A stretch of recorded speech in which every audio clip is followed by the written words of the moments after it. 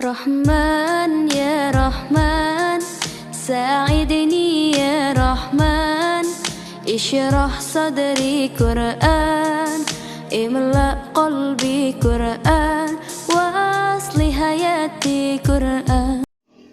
Assalamualaikum warahmatullahi wabarakatuh. Alhamdulillahirabbil alamin, wassalatu wassalamu ala asrofil anbiya'i wal mursalin wa ala alihi wa ashabihi ajmain, amma ba'du. Saya Afifah Rizky Maharani. Di sini saya akan menjelaskan sedikit materi tentang Pancasila dalam perspektif Islam. Pancasila adalah dasar ideologi negara Indonesia yang terdiri dari dua kata Sanskerta, yaitu panca dan sila. Panca yang berarti 5 dan sila yang berarti asas atau prinsip. Pancasila merupakan rumusan dan pedoman kehidupan bangsa dan negara Indonesia. Tanggal 1 Juni diperingati hari lahirnya Pancasila. Menurut Insinyur Soekarno, Pancasila ialah isi jiwa bangsa Indonesia secara turun-temurun yang sekian abad lamanya terpendam bisu oleh kebudayaan Barat. Dengan demikian, Pancasila tidak hanya sebagai falsafah negara, namun lebih luas lagi sebagai falsafah bangsa Indonesia. 5 sendi utama penyusun Pancasila adalah ketuhanan yang Maha Esa, kemanusiaan yang adil dan beradab, persatuan Indonesia, kerakyatan yang dipimpin oleh hikmat kebijaksanaan dalam permusyawaratan perwakilan, keadilan sosial bagi seluruh rakyat Indonesia. Dan sila-sila ini tercantum pada alinea keempat dalam pembukaan Undang-Undang Dasar 1945. Islam merupakan sebuah agama yang universal, bukan hanya sekedar pelaksanaan ibadah kepada Tuhan, namun juga bentuk pelaksanaan hubungan terhadap sesama manusia. Indonesia bukanlah negara agama dan juga bukan negara sekuler, akan tetapi Indonesia adalah negara berdasar pada Pancasila yang di dalamnya terdapat nilai-nilai agama, adat istiadat, tradisi budaya, dan nilai luhur yang berkembang dan tumbuh di masyarakat. Karena itu, Pancasila sudah sejalan dengan ajaran agama Islam. Terdapat beberapa hal yang menjadi suatu bahan pertimbangan mengenai keselarasan Pancasila dengan ajaran Islam. Yang pertama adalah Pancasila bukan agama dan tidak bisa dijadikan agama. Yang kedua adalah Pancasila dapat dijadikan sebagai wahana implementasi syariat Islam yang bersifat universal. Yang ketiga adalah Pancasila dirumuskan oleh pemimpin dan mayoritas yang beragama Islam. Selain itu, adanya keselarasan Pancasila dengan ajaran Islam dari kelima sila yang ada di dalamnya. Pada sila ke-1 yang berbunyi ketuhanan yang Maha Esa, pada prinsipnya sila ini menegaskan bahwa bangsa Indonesia dan setiap warganya harus mengakui adanya Tuhan. Nah, ini merefleksikan bangsa Indonesia adalah bangsa yang religius nation state atau bangsa yang religius dan memiliki kemerdekaan beragama. Artinya sila ini membebaskan seluruh warga negaranya menganut agama yang dipercayainya dan menjalankan ibadah sesuai dengan agamanya masing-masing. Nilai-nilai yang terkandung dalam sila yang pertama adalah keyakinan adanya Tuhan, ketakwaan kepada Tuhan, toleransi antar umat beragama, kebebasan memeluk dan menjalankan agama, dan meliputi nilai-nilai sila kedua hingga sila kelima. Islam memandang sila pertama, ketuhanan yang Maha Esa ini sebagai dasar keimanan dan ketauhidan. Menurut Islam, bahwa dimensi keimanan terletak pada individu masing-masing. Seseorang tidak diperkenalkan melakukan paksaan untuk mengikuti keyakinan tertentu. Jika dilihat pada perspektif biologi, arti Tuhan hanyalah dapat dianut pada Islam yang selalu jelas dalam nilai-nilai ketuhanan, yaitu pada surat Al-Ikhlas. Bismillahirrahmanirrahim. Qul huwallahu ahad. Dialah Allah yang Maha Esa. Allahu Somad. Allah adalah Tuhan yang bergantung kepadanya segala sesuatu. Lam yalid walam yulad, dan tiada beranak dan tiada pula diperanakkan. Walam yakul lahu kufuwan ahad, dan tidak ada seseorang yang setara dengan dia. Pada sila kedua, kemanusiaan yang adil dan beradab. Dalam sila kemanusiaan terkandung nilai-nilai bahwa negara harus menjunjung tinggi harkat dan martabat sebagai makhluk yang beradab. Sikap moral dan tingkah laku manusia yang didasarkan pada norma-norma dan kebudayaan, baik terhadap diri sendiri, sesama manusia, maupun terhadap lingkungannya. Menurut Sukowiyono, karakter bangsa Indonesia yang tercermin dalam sila kedua Pancasila, yaitu kecintaan kepada sesama manusia sesuai dengan prinsip bahwa kemanusiaan adalah satu adanya. Selanjutnya adalah kejujuran, kesamaan derajat, keadilan, dan keadaban.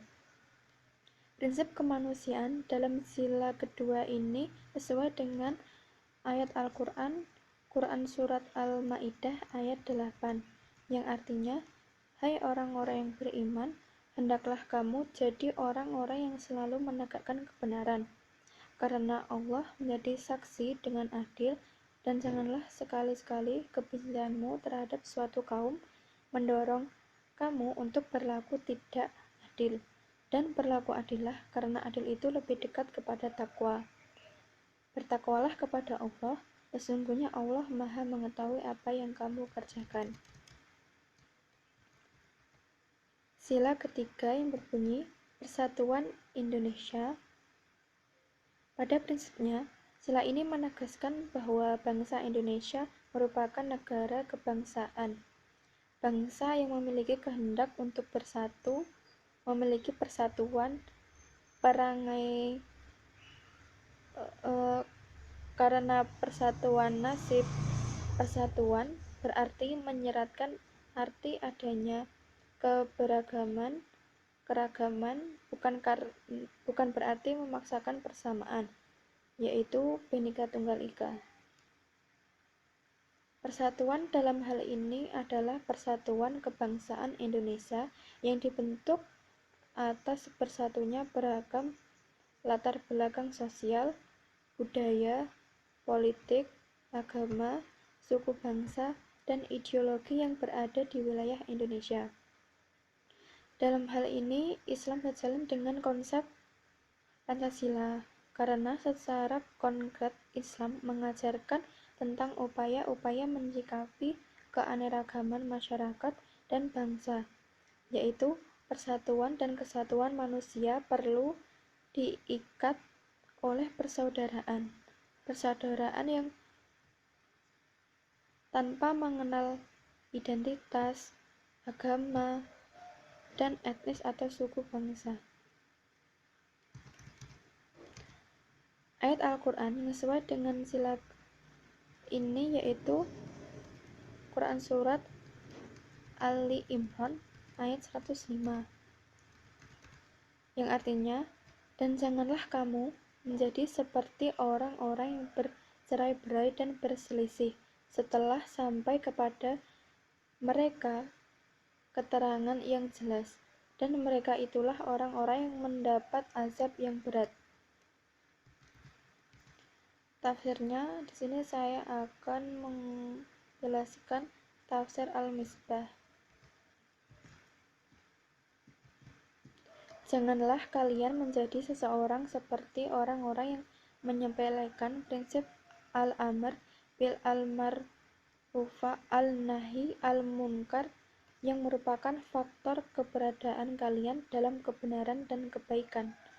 Mereka yang melakukan hal itu menjadi terpecah dalam beberapa kelompok dan saling berselisih dalam masalah agama setelah didatangkan keterangan yang jelas mengenai kebenaran. Mereka yang terpecah dan berselisih itu akan mendapat siksa yang amat besar. Sila yang keempat yang berbunyi, kerakyatan yang dipimpin oleh hikmah, kebijaksanaan dalam permusyawaratan perwakilan. Pada sila keempat ini menegaskan bahwa bangsa Indonesia akan terus-menerus memelihara dan mengembangkan semangat bermusyawarah untuk mencapai mufakat dan perwakilan. Bangsa Indonesia senantiasa menjaga dan memelihara asas demokrasi dalam mengembangkan kearifan dan kebijaksanaan dalam bermusyawarah.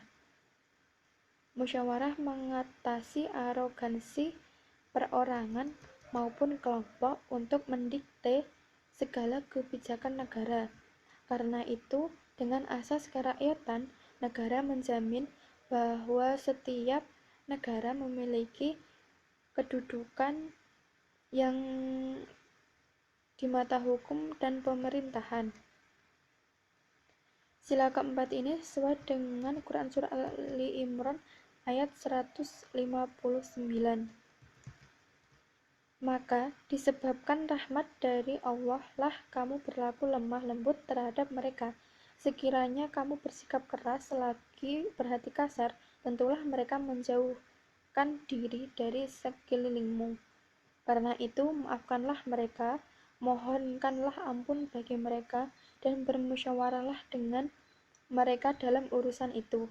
Kemudian apabila kamu telah membulatkan tekad, maka bertakwalah kepada Allah.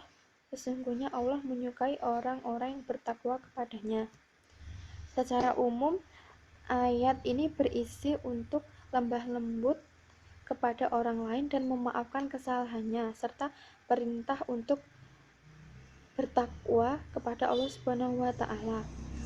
Menurut Quraisy Shihab, ayat ini berisi pesan kepada Nabi Muhammad SAW untuk membiasakan bermusyawarah dengan sahabat ataupun masyarakat serta umat Islam.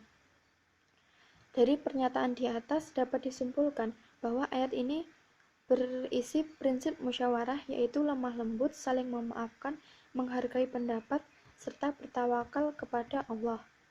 Sila yang terakhir adalah sila kelima, keadilan sosial bagi seluruh rakyat Indonesia. Sila kelima memiliki peran dalam kehidupan masyarakat, yaitu masyarakat hendaknya memiliki sifat keadilan dalam berbagai aspek kehidupan, lebih mementingkan kepentingan orang lain daripada kepentingan pribadi. Sila keadilan sosial bagi seluruh rakyat Indonesia secara khusus menekankan prinsip keadilan dan kesejahteraan ekonomi dan keseimbangan antara kehidupan pribadi atau individu dalam masyarakat.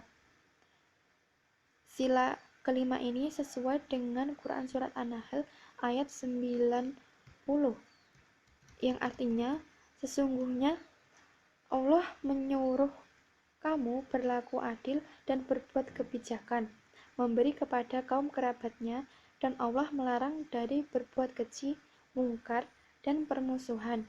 Dia memberi pengajaran kepadamu agar kamu dapat mengambil pelajaran.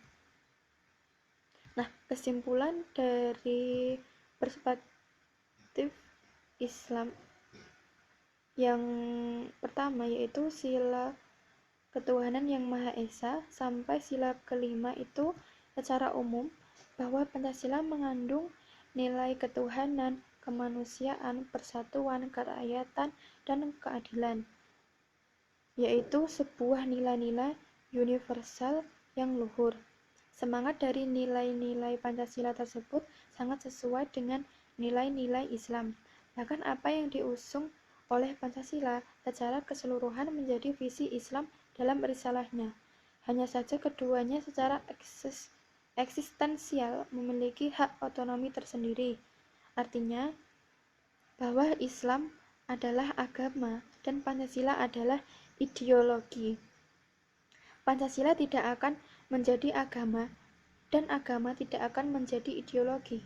Tetapi secara substansial Islam dan Pancasila merupakan satu kesatuan yang utuh dalam artian nilai-nilai yang dikandungnya. Hal ini sekaligus memberikan pemahaman bahwa perumusan ide-ide Pancasila sejatinya diilhami oleh konsep dan nilai-nilai keislaman. Rahman ya Rahman